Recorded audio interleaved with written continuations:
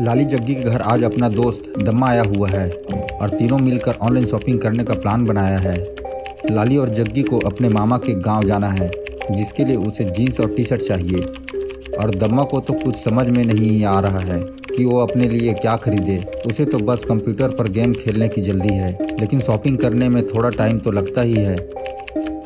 और कुछ टाइम बाद लाली ने अपने लिए 2 टी शर्ट ऑर्डर किए, जग्गी के लिए लोअर, अपने पॉटी बॉय दम्मा के लिए एक अंडरवियर मंगाई, क्योंकि उसकी पुरानी अंडरवियर बंदर उठा कर ले गए थे। ऑर्डर के बाद आखिर दम्मा को जग्गी के साथ गेम खेलने का मौका मिल ही गया और फिर दोनों गेम खेलने में ऐसा मस्त हुए कि पता ही नहीं चला कब सारा दिन बीत गया और दिन से रात हो गई। और इधर अपना लाली टीवी देखने में मस्त है। लाली ने जो आइटम ऑर्डर किया है 2 से 3 दिन में वो डिलीवर हो जाएगा। लाली यही सोच कर बैठा है, तभी लाली का फ़ोन बजने लगा। लाली ने कॉल रिसीव किया तो पता चला कॉल करने वाला एक डिलीवरी बॉय है।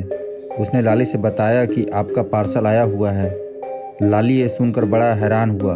उसे ये समझ नहीं आ रहा था कि उसने जो सामान आज दोपहर 1 बजे ऑर्डर किया था वो उसी रोज़ रात में 9 बजे कैसे डिलीवर हो गया। लेकिन जो भी है, लाली ने उसे कहा, ठीक है, तुम पार्सल में दिए हुए एड्रेस पे ले आओ। तो डिलीवरी बॉय ने लाली से कहा, अभी रात के 9 बज चुके हैं और हम सिर्फ रात 9 बजे तक पार्सल डिलीवर करते हैं, इसलिए आपका पार्सल सुबह 10 बजे तक डिलीवर हो जाएगा। अभी मैं आपके घर से काफ़ी दूर हूँ और मुझे 2 पार्सल और डिलीवर करने हैं। मैं उसे डिलीवर करते हुए वहीं से निकल जाऊँगा। लाली बोला, तुम मुझे एड्रेस बताओ कि तुम कहाँ पे हो, मैं खुद तुम्हारे पास आकर अपना पार्सल ले लेता हूँ। डिलीवरी बॉय ने लाली से बताया कि मैं पुराने कब्रिस्तान के पीछे वाली रोड के पास आ रहा हूँ। लाली बोला, तुम कब्रिस्तान की थोड़ी और आगे तरफ आओ, मैं वहीं आ रहा हूँ। डिलीवरी बॉय बोला कि ठीक है, लेकिन थोड़ा जल्दी आना, मैं ज़्यादा देर तक कब्रिस्तान के पास खड़ा नहीं रहूँगा। और फिर लाली जग्गी से ये बताकर निकल गया कि वो पुराने कब्रिस्तान के पास अपना पार्सल लेने जा रहा है। लाली जब घर से बाहर आया तब उसे पता चला बारिश होने वाली है, लेकिन लाली को ये उम्मीद है कि बारिश शुरू होने से पहले वो वापस घर लौट आएगा।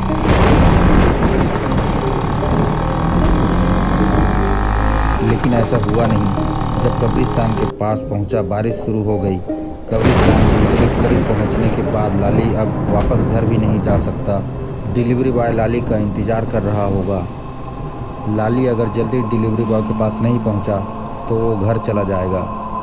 लाली डिलीवरी बॉय को ढूंढता हुआ कब्रिस्तान के बिल्कुल करीब पहुंच गया, लेकिन डिलीवरी बॉय कहीं दिखाई नहीं दे रहा। यहाँ इतना अंधेरा है कि साफ देख पाना बहुत मुश्किल है। फिर लाली धीरे धीरे आगे बढ़ता गया। उसे काफ़ी डर भी लग रहा था। लगता है डिलीवरी बॉय यहाँ आया ही नहीं, या फिर बारिश की वजह से वह वापस चला गया। लेकिन लाली को भी यहाँ ज़्यादा देर रुकना नहीं चाहिए।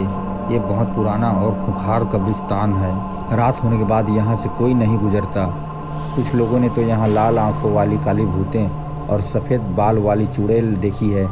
तभी लाली को काली सफ़ेद कपड़ों में कुछ दिखाई पड़ता है और वो धीरे धीरे उसके नज़दीक आता जा रहा है।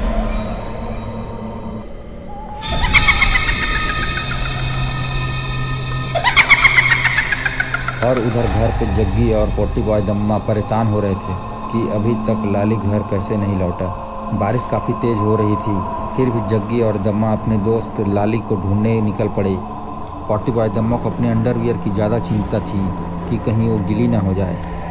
जग्गी पोटी बॉय दम्मा से कहता है, तुम्हें उस औरत के बारे में पता है ना जो कब्रिस्तान के मुर्दों पर जादू किया करती थी? लोगों को उसके बारे में पता चला तो लोगों ने उसे झाड़ू से पीट पीट कर मार डाला।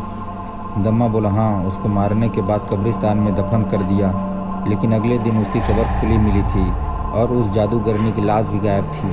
हाँ, उसके बाद से ही वो चुड़ैल बनकर पुराने कब्रिस्तान में घूम रही है और लोगों का तो ये भी कहना है कि वो बच्चों के खिलौने चुरा लेती है। मुझे तो इस बात का डर है कि कहीं लाली उस चुड़ैल के चंगुल में ना फंस गया हो। दम्मा बोला, वो देखो कब्रिस्तान आ गया है, उस चुड़ैल की बातें यहाँ ना करो।